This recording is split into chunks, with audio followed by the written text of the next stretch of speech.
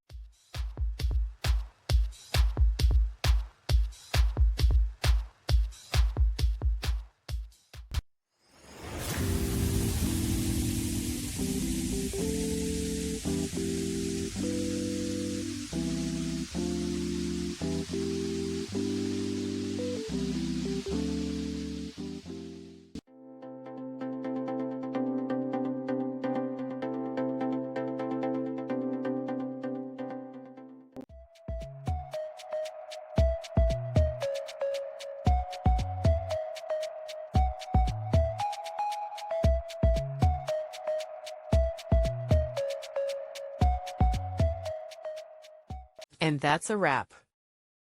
I hope you found the answer you were looking for. If you did, take a second to hit that subscribe button. It really helps out. And let me know in the comments which solution worked best for you. See you next time in the debug zone.